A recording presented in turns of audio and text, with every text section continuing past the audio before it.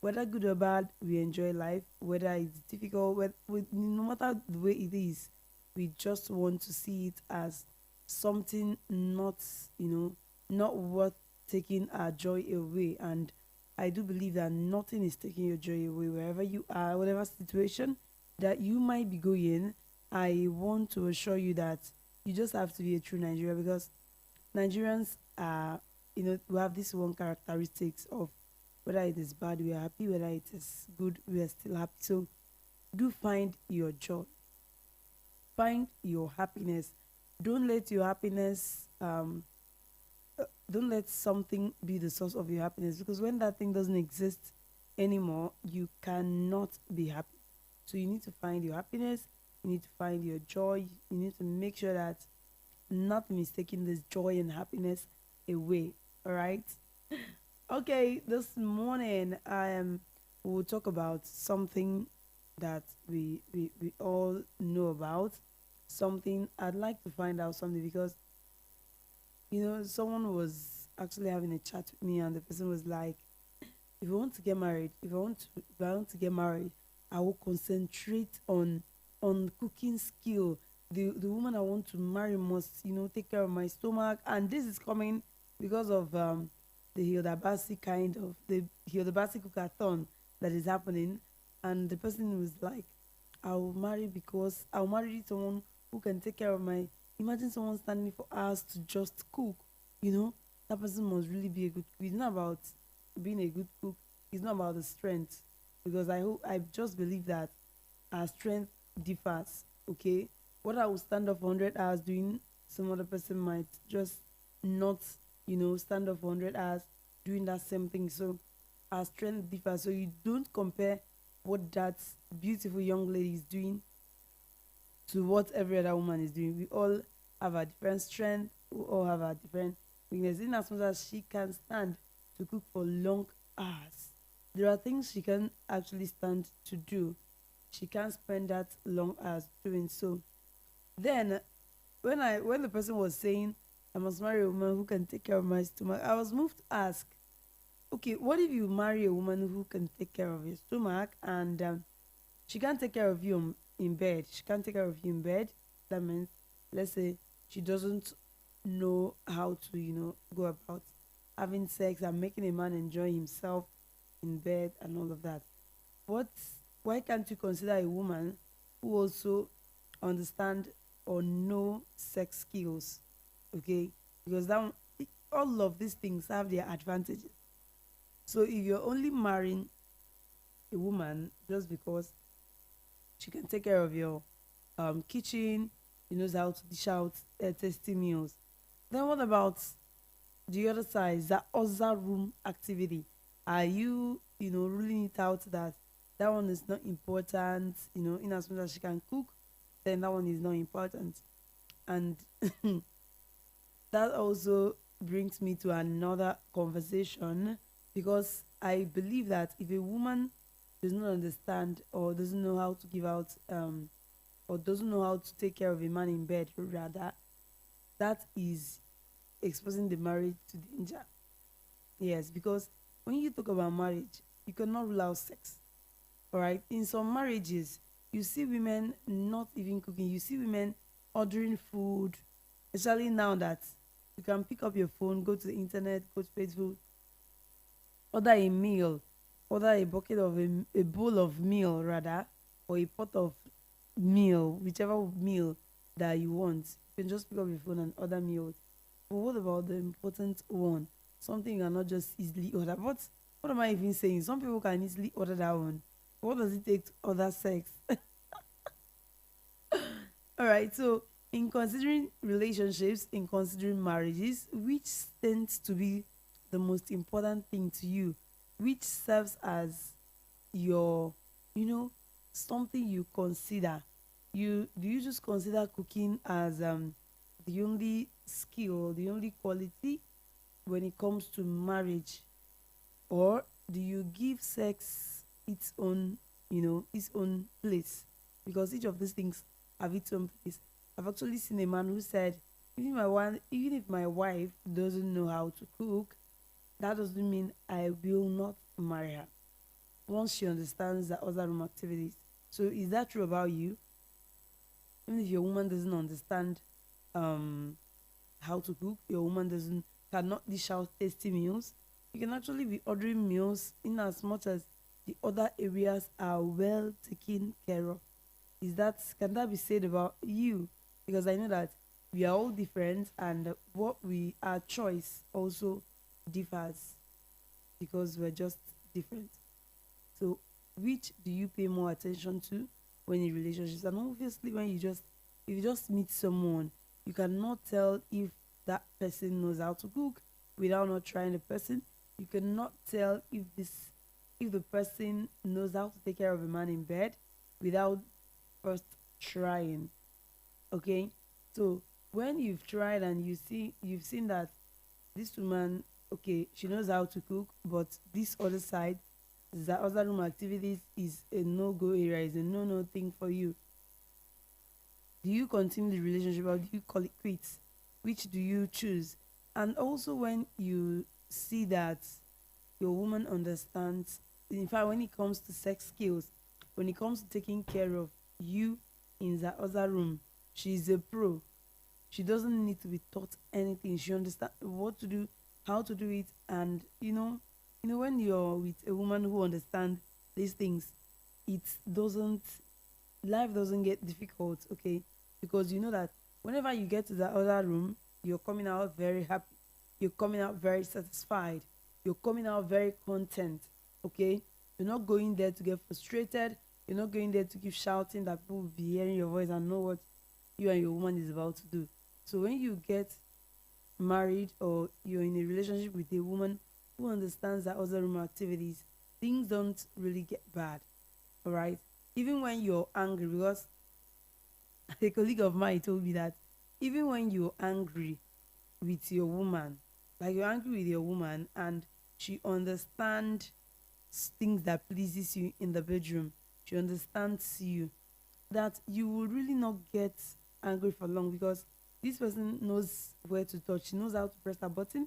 She knows the right button to, and when she presses those buttons, you will not get angry. So your happiness somehow depends on a woman who understands what to do sexually, on a woman who knows how to handle you.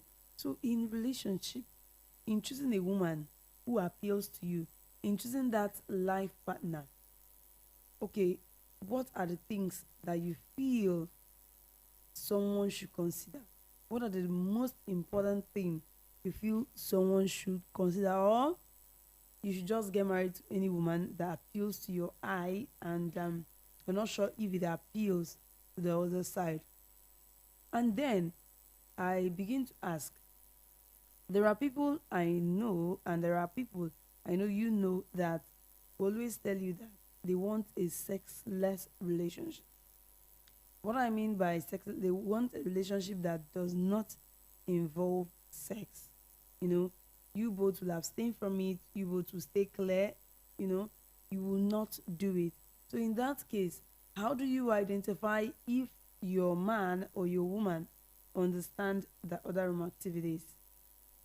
How do you, if you have been in that sexless relationship, if you have been in that relationship where you both are saying no to sex, where you both are just, you're just maintaining, abstaining from sex till marriage, I'd like to know how you do it. I'd like to know because some people are also willing to do sexless relationship, but at times they don't know how to do it because you meet a man, the next thing the man is telling you is come over to my house or let's go to somewhere. And the next thing, it is sex that he wants. So how do you actually do it? How do you make the person believe that you need to abstain, you need to stay clear from this till the other one happens? These are many other things I'd like us to talk about when I come back from this break. So don't go away, don't sleep off, because I will be back.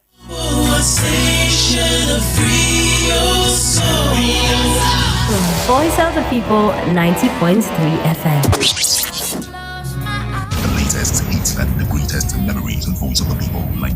FM. This is VOP, baby. This is VOP 90.3. The latest hits and the greatest memories on Voice of the People 90.3 FM. Hit music right now on 90.33 VOP. Clear the area. 24/7 around the world, non-stop. This is Voice of the People 90.3 FM. Tuned to the city's #1 super dial. Voice of the People 90.3 FM. Latest.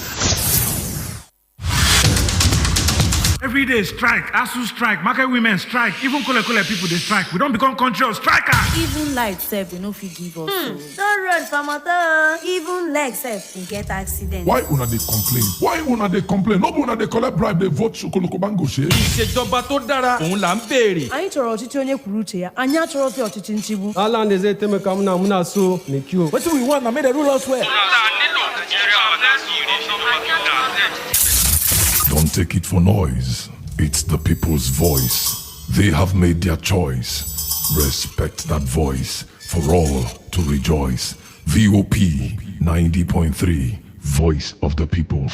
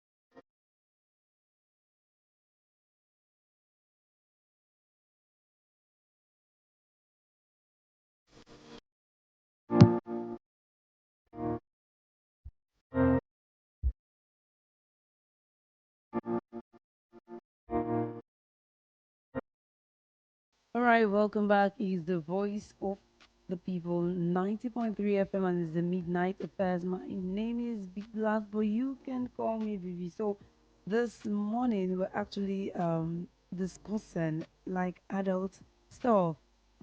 So the question is, which do you find very important in seeking for relationship or in seeking for marriage?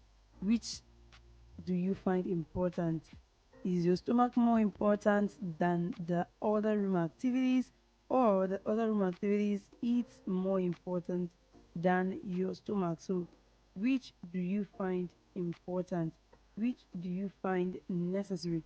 Which do you think will take, will take a better, the most important part if you're seeking for a marriage partner, or you're seeking for love? Because over time, during our Tuesday matchmaking, you get to see people say, I want a God-fearing woman, I want a woman whose character is good, but nobody wants to talk about Zawaza room activity, because everybody believes that a woman should understand that, a woman should know it. But sex is the only thing that your parents will not teach you, but you already know it. Because I've not seen anybody come out to say my parents taught me how to engage in sex. So sex is the only thing that your parents won't even teach you. They won't teach you that, but you already know it. How you know it, I don't know. How you come about doing this thing that nobody taught you, I really don't know. So let me get to hear from you. Which do you consider important in relationship? Is it the other room activities, or your stomach, or food? All right, let's get to hear you. The number to call to contribute to this program is 0700 903 903 903. And remember that you can also send us messages via our WhatsApp number on 0700 903 9039. So let me know which you find very important. Let me know which you consider as something very important. And this particular thing you consider very important. How do you identify if a woman knows how to do it? Like, if you're marrying someone who is the so-called God fearing in culture, because we are all God fearing until we enters the house, until we get married and start displaying behavior, start displaying character. That's when we know if we actually God fearing or not. So how do you get to know someone who understands these bedroom activities? Do you try? Do you engage the person on the trial? And if the person says no, I'm not doing this, I want to abstain till marriage. Like, if the person is a church person, like a born again Christian, so do you actually wait? How do you know the person understands the other room activities and you go ahead marrying him? Or do you go ahead marrying the person and you're hoping that everything turns out well? You're hoping that this person will do well because you believe that the person already knows it, okay? Because you yourself that is doing it, I really don't know if actually you were taught, because nobody will teach you these things, but you get to see yourself doing it. You get to see yourself knowing how to handle it. I it's quite funny how people learn how to, how to engage in sex when nobody has taught them anything. All right, let's get talking. I have a call here. Hello, good morning. Hello. All right, we lost the call. Do call back. The number to call, as always, is 0700 903 903 903. Let's get to hear what you have. And while we're waiting to hear from you, we can actually enjoy this beautiful song that I will be playing for you.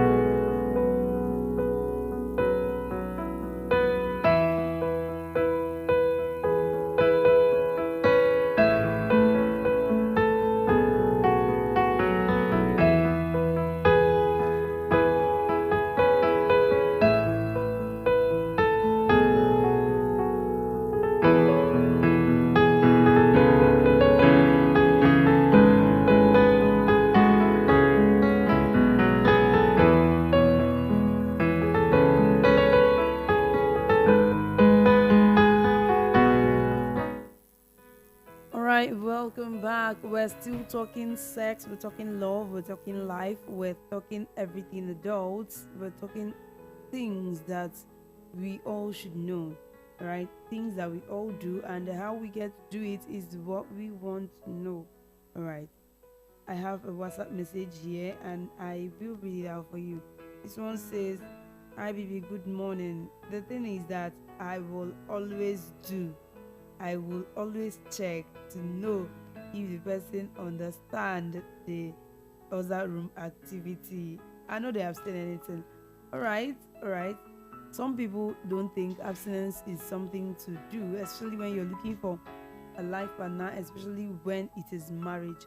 They don't think abstinence is something you should adopt. You should, do. Just do anything you can do to find out if this person understands his or her role in your life. And how do you get to do it? Maybe by trying out, maybe by checking. Okay, let's get to hear you if actually you're listening, because I doubt if much people are listening. I really doubt if much people are listening, because I don't know what's happening today. Let me get to hear you. Let me get to know what you think about what I'm talking about. Because a lot of people feel that if it is not the stomach, then it should be that other room activity. Something should be very important. And I agree to the fact that sex is an important part of romantic relationship. In fact, you can't be engaging in a romantic relationship without adding sex to it, as a flavor, as the main dish, anyhow you want it. So many people want to have a sexual connection with their romantic partner. Like, you want to get married, you want to be sure that this person is romantically attracted to you, this person is romantically, appealing to you. But some people feel that, especially people who are God fearing, feel that if you are getting married, there are other things you should focus on aside sex. But in all of it, knowing that sex is an integral part of marriage, knowing that sex actually makes marriage what it is, you really need to pay attention to it. You need to pay attention to the fact that if you're getting sexually satisfied or not, because I see a lot of people breaking their marriages, divorce rate on the increase, because they believe that they are not getting the satisfaction they so desire in the marriage. Because anyone getting married, when I see people getting married, I know that aside the fact that there are other reasons why they might be getting married, which could be many reasons, which could be for procreation, which could be for companionship, but in all of the reasons for getting married, you can't actually rule out sex. You can't. I feel it is the major thing people get married. It is the major reason people get married. I really don't know what you think, but that's what I feel, because obviously there are people who like themselves. They like themselves as friends. They are not romantically attracted to themselves. If sex is not the main reason, then these ones can actually get married. But because sex is the major reason for getting married, you can't actually marry someone whom you call a friend, but you both are not romantically attracted to each other. You must marry someone you're romantically attracted to, because sex is involved, because romance is also involved. Then you should also know that sex offers a lot of benefits aside you deriving pleasure, you getting sexually satisfied. There are many reasons why having sex is good for you. A lot of people, researchers have made some research why sex is good for you. They say sex is good for your brain, body, and relationship. Now, if you're married and you're getting sexual satisfaction from your marriage, you are not cheating on your woman, and the woman is that's if you're a man trying to satisfy you sexually.